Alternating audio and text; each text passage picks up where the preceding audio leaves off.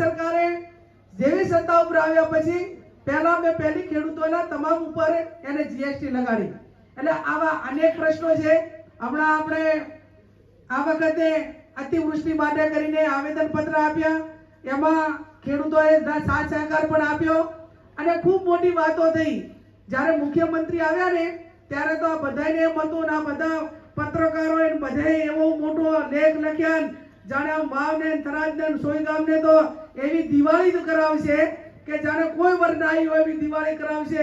પણ એના પાપે કદાચ કુદરત તો રૂટી હતી, પણ કદાચ થોડા ઘણી મદદ કરવાની કરી હોત તો પણ ખેડૂતોની દિવાળી હારી જોત. આ વખત મને ચાહે ગામડામાં કે શહેરમાં ચાહે દિવાળી દેખાડી નથી.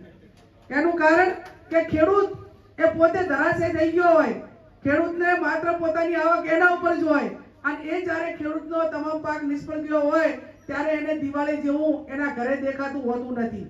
ત્યારે આ અતિવૃષ્ટિમાં ભાજપના નેતાઓ મુખ્યમંત્રીના બધા સર્વે કરવા જોવા માટે આવ્યા.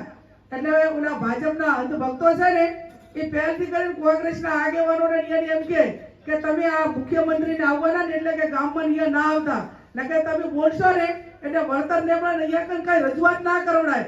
એટલે અત્યારે ચૂંટણી નથી, કુદરતી આફત છે, અતિવૃષ્ટિ છે અને ખેડૂત એ રાજ્યનો મુખ્યમંત્રી આવે તો એની પાસે માગણીઓ ના કરી કે આવા તમે માય કાંકલી રાજનીતિ કરો ના કરતા ઢાંકણીમાં પાણી લઈને ડૂબી પડો અને ઢાંકણીમાં ના લ્યો ને તો તમારા ગામમાં તારી વરસાદી પાણી ઘણું હજી સુધી ભરાયેલું છે, એમાં ડૂબીને તમારે જળ સમાધિ લેવી પડે.